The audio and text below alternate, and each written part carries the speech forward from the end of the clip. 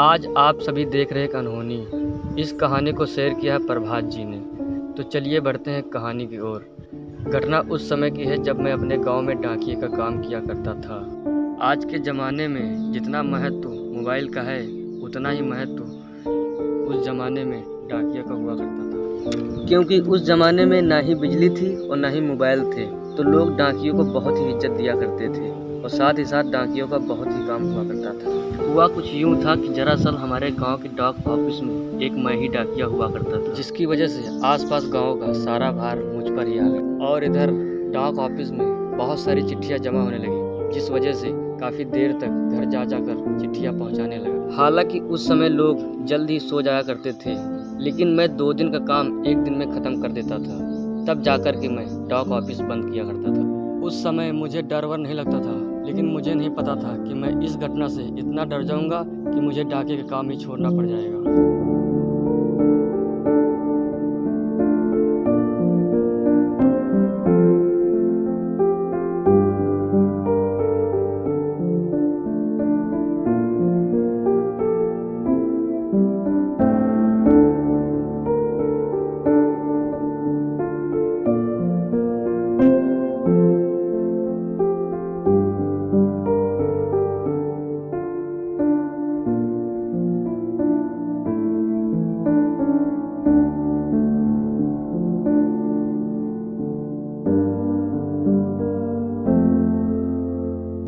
अरे ओ राकेश भैया, अरे हो भैया, सुन रहे हो कि नहीं? हाँ डाकिया साहब, 2 दिन के बाद नजर आए हो। क्या बताए राकेश भैया, काम ही इतना रहता है कि चिट्ठी बांटते बांटते कब सुबह से शाम हो जाती है, पता ही नहीं चलता है। खैर छोड़ो इन सब बातों को। राकेश भैया, तुम्हारी चिट्ठी आई है।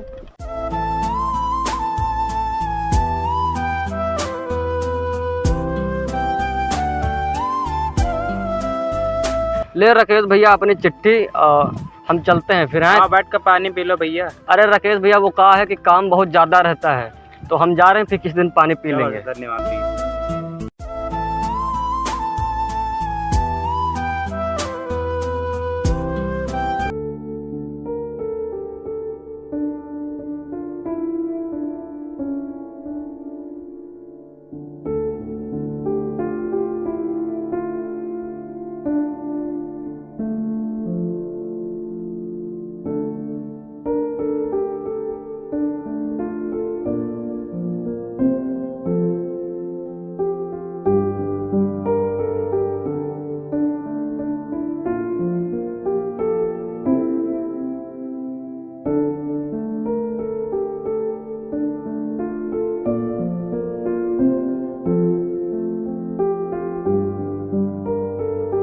अरे भैया।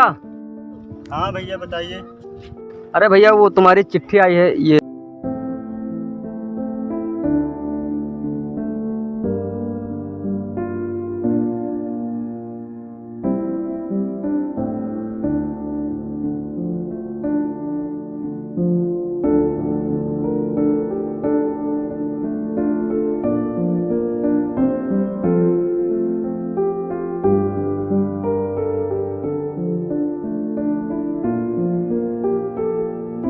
आज तो बहुत रात हो गई है और अभी मैंने आधी ही चिट्ठी बांटी है।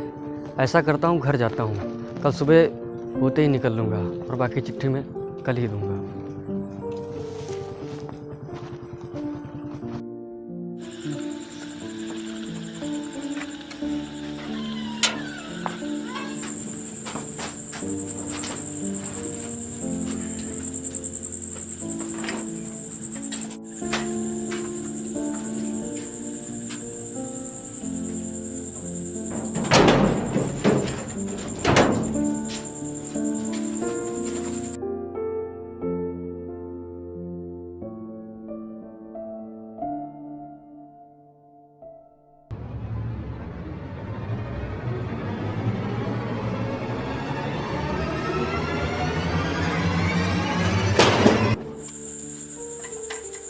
कौन है?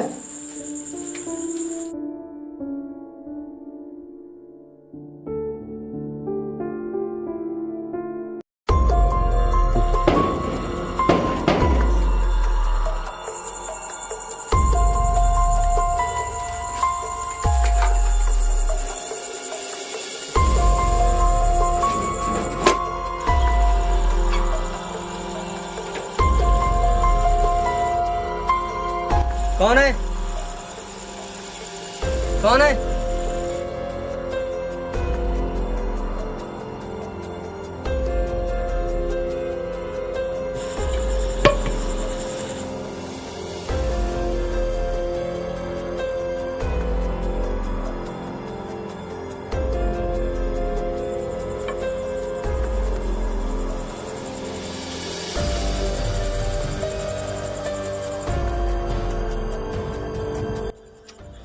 अरे शायद बिल्ली होगी।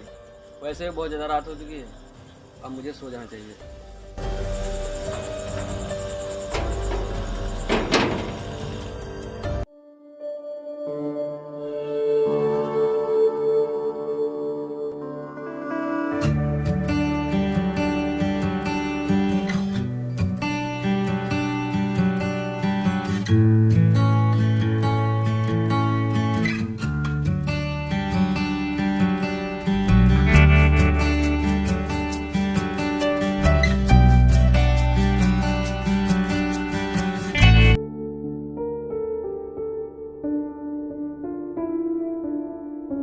अरे भैया सुनिए जरा। हाँ भैया।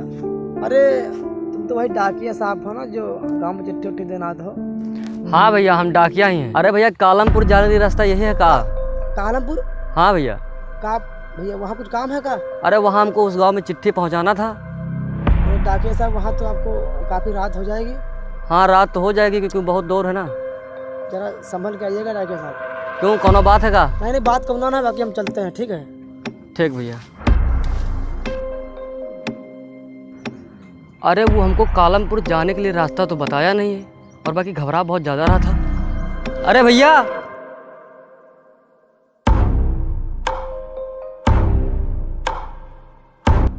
अरे क्या बात है भैया, तुम इतना घबरा काहे गए हो? कालमपुर गांव का नाम पूछते थे, तुम घबरा क्यों गए हो? अरे नहीं डाकिया साहब ऐसा कोनो बात ना है, बाकी कालमपुर जाने के लिए यही रास्ता है, जरा संभल के आइएगा। ठीक भैया।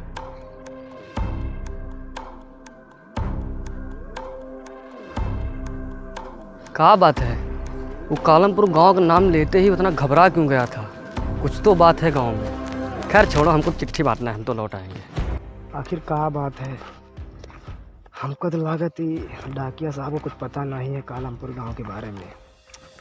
आखिर जो कोई कालमपुर गया है आज तक वापस तो आया नहीं। देखो इनका क्या होता है।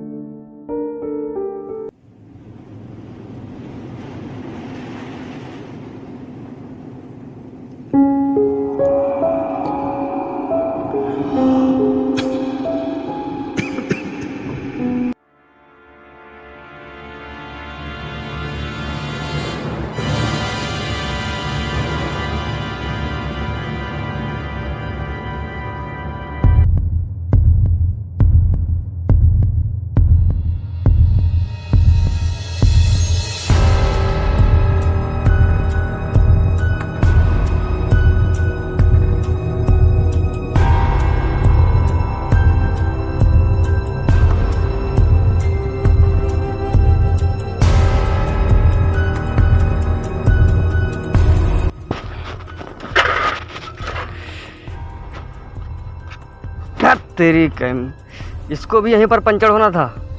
अभी तो हम घर भी नहीं पहुंचे, क्या करूं? यहाँ कोई आसपास दिख भी नहीं रहा है कोई।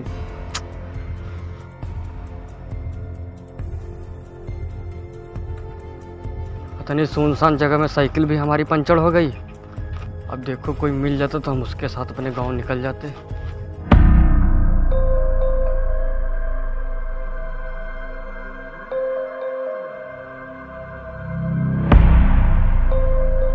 क्या बात डाकिया साहब, पैदल जा रहे हैं घर? अरे कुछ नहीं, वो हमारी साइकिल पंचर हो गई है तो इसीलिए हम पैदल जा रहे हैं। क्यों ना डाकिया साहब, घर मेरा पास में है, थोड़ा आराम आराम करके जाइए। हाँ तुम ठीक कहते हो, आज हम तुम्हारे यहाँ ही चलेंगे क्योंकि ठीक। बहुत दूर हमको जाना है। चलो तुम्हारे घर ठीक है, चलते चलो फिर। सुना डाकिया साहब, तुम कालमपुर गांव गए थे? हैं। हाँ मैं गया तो था, वहाँ कुछ चिट्ठियाँ उठियाँ देनी थी तो इसीलिए मैं गया हुआ था। डाकिया साहब, तुमने मदन लाल के यहाँ चिट्ठी क्यों नहीं दी? अरे मैं वहाँ गया हुआ था, लेकिन वहाँ पता चला कि मदन लाल की कुछ पहले ही उनकी मौत हो गई, जिसके कारण मैं लौट आया। अरे बाकी ये सब तुम्हें कैसे पता? तुमने कुछ जवाब नहीं दिया। अरे कहाँ गए आप?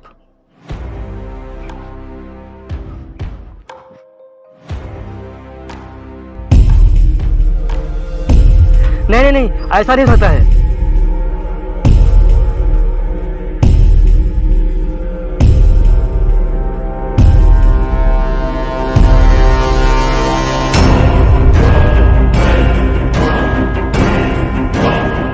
नहीं नहीं, मुझे जाने दो, मैंने क्या किया है? नहीं नहीं नहीं, मुझे जाने दो। नहीं नहीं नहीं नहीं नहीं।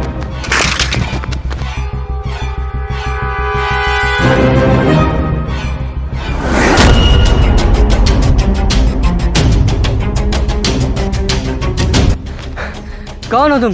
मैंने तुम्हारा क्या बिगाड़ा है? आखिर क्या चाहते हो तुम मुझसे? हम तुम्हारी मौत चाहते हैं। मैंने तुम्हारा क्या बिगाड़ा है? तुमने कुछ नहीं बिगाड़ा, तुम लड़के लोगों ने मुझे मार डाला। पर मैंने कहा तुम्हें मारा? पहले मैं भी डाकिया था, मैं इसी रास्ते से आ रहा था, कुछ लोगों ने लालच के चक्कर में मुझे मार डाला। हम तुम्हें अब मारूंगा। तुम्हारे पास एक ही रास्ता है, तुम उससे बच सकते हो। क्या है वो रास्ता? तुम्हें कालमपुर गांव जाना होगा, मेरे परिवार वालों को बताना होगा मेरी घटना के बारे में, जब तुम बच सकते हो। जब मेरे परिवार वाले मेरा अंतिम संस्कार करेंगे, जब मुझे मुक्ति मिले। हाँ ठीक है, मैं जाता हूँ, तुम्हारे घर वालों को बताता हूँ। जाओ। ठीक ठीक ठीक ठीक।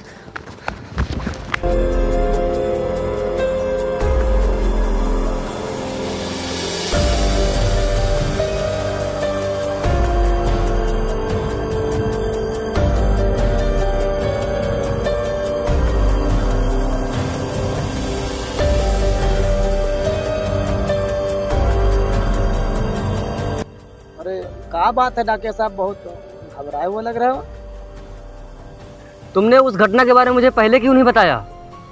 अरे छोड़ो डाकिया साहब, बचकर ही आगे काफी है। राम राम जपो, वरना हमारे गांव में ऐसे ऐसे चर्चे ना उस गांव के, कतई बच्चा भी न जावे हमारे गांव का। जाओ अब घर जाओ डाकिया साहब।